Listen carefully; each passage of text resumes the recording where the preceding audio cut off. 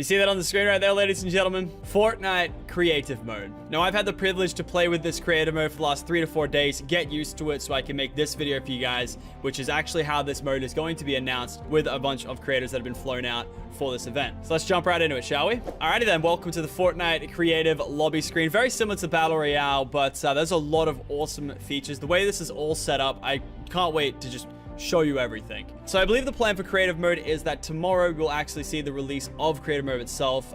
We actually get a exclusive sneak peek with this video here to see everything that's in it. And of course, a big thank you to Epic Games for, flying us out and showing this awesome stuff. The team behind it have done an amazing job. I got to meet all of the devs that worked on it, all amazing people. And I really think this is going to be just as successful, if not more, than Battle Royale itself. Very exciting stuff. Let's get into it, shall we? So first things first, when you hit up play, it's going to come up with an option to join other friend servers. I'm obviously just going to go ahead and create a new one for you guys to show today. And you can change the settings as well, so friends of friends can also join my own server right now. So welcome to the Fortnite creative lobby. This is where you start off every individual time you load up Fortnite creative. We put here in this lobby. So as you can see from a glance, we've got a bunch of rocks around us with some rifts in them. Of course, the one over there, the gold rift, that's going to be my server. And I believe the plan for these featured ones at the front are for maps that are trendy, have a certain game mode. Just, think Minecraft, but Fortnite. Awesome maps. But currently right now, there is nothing featured in either of those. So we're going to go over to my island. So as you approach your own rift, you're greeted with an interact option. Essentially, you can choose one of 4 islands. They're like 4 different saves, I guess you can kind of say, that you can have tied to your account at any time. Today, we're going to be playing on Island 2. And just like that, ladies and gentlemen, welcome to my Fortnite creative server.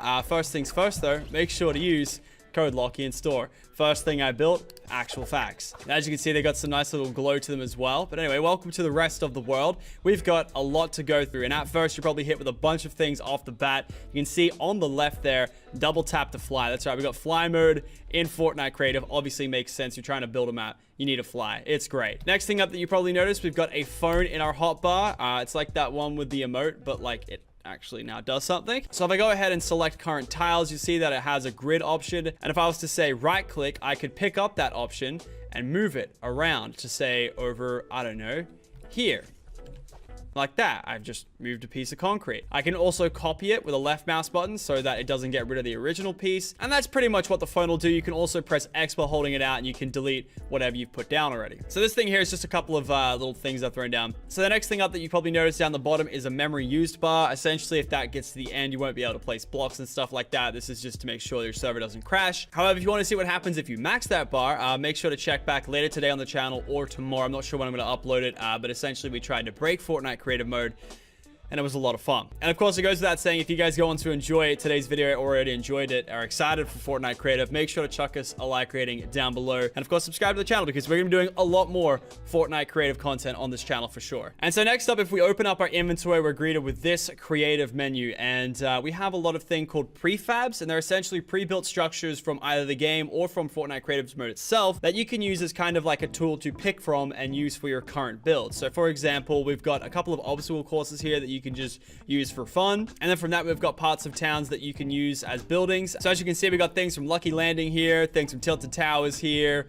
Can I get a F in the chat for my factories out there, boys? That's right, there's factories in here. We got the club from yonder. We got, the modern houses, all the stuff from Pleasant Park, stuff like that, Retail Row, the shops. And as we scroll down the list, we move over to some prop items. So things from the game that, you can destroy for mats and stuff like that. Trees, for example, signs, cars, all that kind of stuff. And then we've got this here, which is actually new to creative. It's a cube gallery, and essentially it's just a bunch of blocks that have different colors, and some have effects. You saw it on my code Locky sign just before. And yeah, just to give you a quick scroll through of every option available, what you can take, and I'm going to show you just exactly how these things work in just a second. All right, so let's say we want to get some of these cubes out, we want to get some of these trees out. We equip both of them, and it adds it to our inventory. Oh, the sun's going down. So after it puts it into your inventory, you can select it with your keybind, and it will pull out a portafort. Oh wow, I wonder where we had that from. Yeah, so think of those mini game portaforts that we had in Playground right now. Essentially, every prefab is represented with a portafort, and you throw it, and it gives you a little preview of what you're going to throw, or at least the dimensions of what it's going to throw. And then that's what we've got, a little cube selecting thing. Now at the current time, we've got 2 animated cubes, a light cube, 3 light cubes actually, some base colors to work with, and some reflective colors. That's kind of cool, actually. I didn't notice that. Now, these cubes are interesting because they are technically a prop. They don't apply to the normal kind of rules that other builds apply to. Like, say for stairs, for example, it's very 1x1. It has to fit in that 1x1. Props are different. They're like trees, all that kind of stuff. You can pick them up and you just chuck it down there in the middle. It's not restricted to that 1x1, you know, kind of format. And you can do a whole lot with this phone and some props, I'll tell you that much. Hey, you can have a look at the left for all the controls you can do. F to push it away from you, C to pull it in closer. You can actually rotate the piece, so you can rotate it all 3 ways. So clockwise, counterclockwise in either your pitch or roll. It's XYZ values, of course, just like that. And every time you hit tab, it shows you what you've done. And you can also reset the rotation by holding tab and you'll go back to normal. And with the combination of the rotation tool, you can pull off some really cool kind of stuff. You can spam it. You can put it inside of each other, make some cool new objects that way. It's interesting. You can also make it not apply to gravity as well. If you press G, it'll just hang there in the air. Lots of cool stuff can be done just with those properties there. You can make cool parkour maps, hide and seek maps. I can't wait to see what the community does with this Fortnite creative mode, and I can't wait to play the maps. It's going to be an amazing experience, I'm telling you now. And we're definitely not done just there. You can also snap it to a grid. So say if you wanted to make sure that you had these perfectly in place next to each other, you can grid snap it and it will show you the grid number of what it's doing. So right now it's doing 16, 8, 4, 2. So it's just kind of like a spacing method that you can do, just so you can keep the blocks nice and flush with each other so you don't have any gaps or anything. Man, that is a really bright block. Moths would love that one. So let's show you how this rotation can be used with props that you already know in game. So let's turn grid snap off and let's just rotate it a bunch and just drop one off there. You can just make 1,000 cars. Like, the possibilities are endless. And I know all I did was just rotate a car and spam it 10 times, but I'm not that creative of a person. We've made some awesome maps this weekend, some which you'll see through the channel or through some trailer promotions that Epic has done. We had a sick time here at the HQ making some maps. We spent about 8 hours each day making maps for about 4 days. Probably some of the most fun I've had playing Fortnite this year. So Fortnite Creative, of course, we got a few more traps than the regular game mode. We've got a lot of things you would have seen in the playground features as well. The first thing first is a respawn pad. You would have seen that in playground already. Essentially, if you walk over it, it becomes a spawn pad and you can customize it with options. Pretty much when you go to start a game mode, you have some team options here and you can do a bunch of stuff with it. It's pretty cool. And so if I'm to respawn right now, I will always respawn right here at my respawn pad. So next up, we got some spawning pads for vehicles. So this is a shopping cart spawn pad, and this is a quad crasher spawn card. Whenever you destroy them, it will respawn a new cart of that type. Also, there's damage numbers now for carts, apparently, and there we go. You get a new cart every time it disappears. So next up, we have some damage traps. These are new kind of traps that whenever you hit them, they'll bounce you back a little bit and take 5 HP away from you. So something to penalize the player for running a certain way or even trying to run a certain way. Next up, we have these ice block traps, and essentially they're kind of like the ice traps, but you only have it for like a couple seconds. So you'll slide through it and you'll slide for a couple seconds like that. I don't know if you saw that. It's kind of hard to tell, but yeah, you slide for a little bit, and you can really tell when you use it in combination with these new speed pads. And these are a little speed boost thing, very self-explanatory. You can also customize them for the speed, so you can give it a low, medium, or a high speed. And if I was to do it on this ice, for example, you see how I just slid all the way off there? Kind of, you know, combines that whole thing. But it doesn't give you permanently ice feet for 30 seconds or whatever it gives it for. So it's like a nice little way of using that mechanic without having to have it forever. Next up, we got this little scoreboard thing. Essentially, if you jump on the pad, you can add a point for one thing. I actually really like this for things like dodgeball, you know, trap ball, stuff like that. You can go on and be like, oh, I got my goal. Okay, cool. Chuck it on. And if memory serves me correct, you press the middle one and deletes the score. You probably don't want to get a big score and then accidentally hit the middle one there. Pretty cool indeed. And then next up, we've got this kind of timer. So you can customize it, of course, and it'll pretty much display a timer and play a sound when the timer is complete. Then you go all the way from 20 minutes to 1 minute. So if I put it on for a minute, hit that, it's now going to start the timer. And I don't actually know how loud it is, so we'll keep that running in the back while I explain some more features. So moving back into our inventory, we've got the weapons sheet, and it's pretty much every weapon in the game. It doesn't have everything though. Like, it doesn't have C4 and a few vaulted items. It doesn't have revolvers. Not to be mistaken with these revolvers, the ones that are actually half decent at the video game. Also, don't worry, there is no drum gun here either. Oh! And that's the noise it makes. So essentially, you can go ahead and equip it, or you can add to a chest, which I'll show in just a second. It'll add it to your inventory, and yeah, you can spawn ammo as well on the consumable page. All types of ammo, all types of grenades. all that cool stuff you see on screen.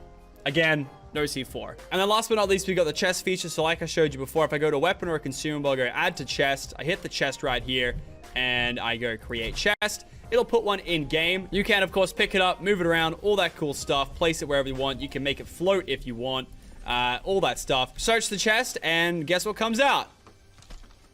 The item you put in. This is going to make some awesome game modes. What I personally love to see from the devs is maybe a way to maybe get that to be a random thing every time, because I think that could inspire some game modes.